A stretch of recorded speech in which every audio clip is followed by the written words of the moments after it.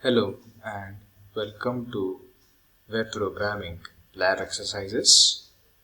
In this session, we are going to see the Termwork number 6, that is the implementation of UI Datepicker using Jquery. Here, UI stands for User Interface, wherein we try to develop the front end. In this Termwork, the date picker is being implemented with the help of Jquery. Date picker is nothing but an input field from where we choose the date as the input, and that can be used for further processing whenever we process the form. So we directly make use of the Jquery Datepicker file and then get it implemented in the browser. Now let us go to the code and see how this is implemented. This is the code. To implement this Datepicker, we need 3 files. One is bootstrap.min.css and the other one is bootstrap datepicker.js file.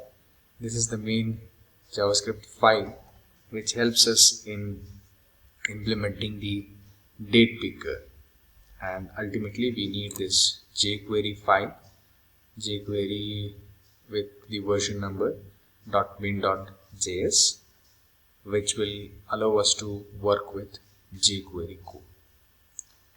Now coming to the code, it's a simple example where we have written the HTML code along with the Jquery code for implementation of Datepicker.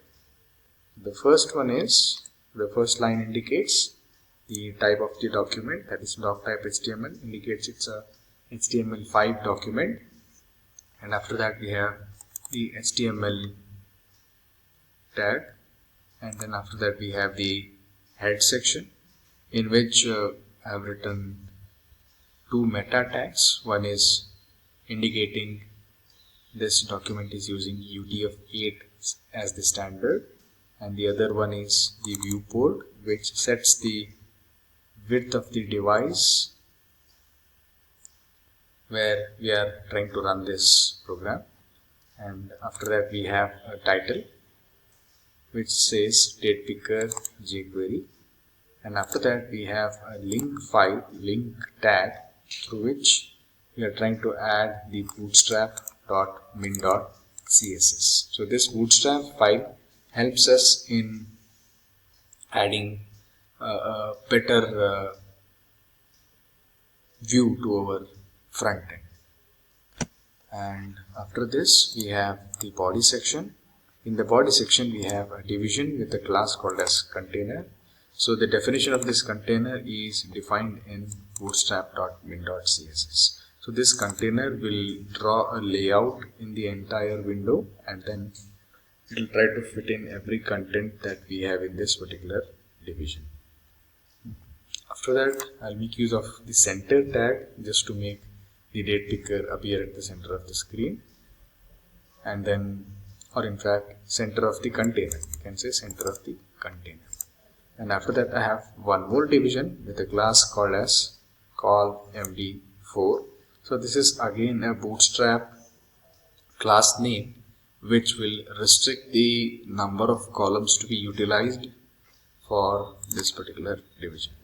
I mean to say the number of columns this division occupies in the entire window. And then in this particular division I have an H1 and with a name called as Datepicker example, and below that I have a division with date as its content, and then after that I have an input tag with a class called as form control. So form control helps in setting up the size of the input box, and then the type is text, and we are giving it an ID called as Datepicker. So this is very important. So with the help of this ID, we are trying to get the Datepicker jQuery implementation using the jQuery file that we are including in this particular document. And closure of division, closure of center tag, and closure of another division, and ultimately the closure of body. Later, after this, we have the script where we have included the jQuery JS file. This is a very important file which will help us in executing the jQuery codes. And after this, we have included one more script that is helpful in implementing the Datepicker, that is bootstrap-datepicker.js file. So everything that is required as part of Datepicker is already defined in this bootstrap-datepicker.js file. Only thing is we should include it wherever it is required. Then after this, we have one more script tag where we have written the actual jQuery code to call out our Datepicker function, so that everything that is defined in the datepicker.js file gets called and is included in the current file. So now after this script, we have the dollar symbol. So dollar symbol indicates the entire document, and then for the entire document we are trying to implement this particular function, and in this function I am trying to target the Datepicker. I am trying to target an element with an ID called as Datepicker. So hash indicates ID selector. So in the document, I am trying to target an element with an ID called as Datepicker.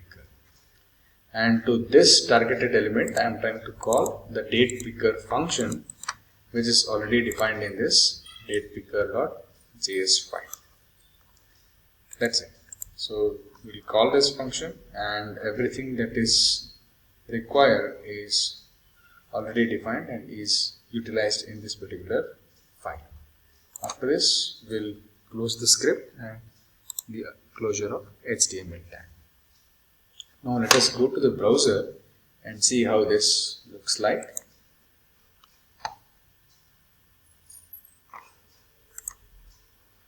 Here we go. So this is Datepicker example. So this is what the call MD4 gives us.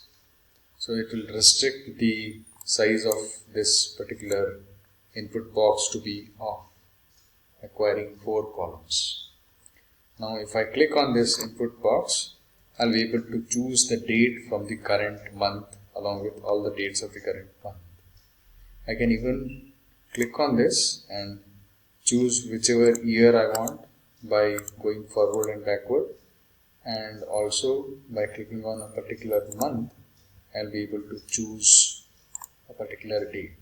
In this way I can choose a date in the form of date, month, year, that is DDMMYYY1. In this format we can choose the date using Datepicker file with the help of jQuery. This Datepicker can be used in any kind of forms so that it will be easier for you to choose the dates instead of typing in the entire date.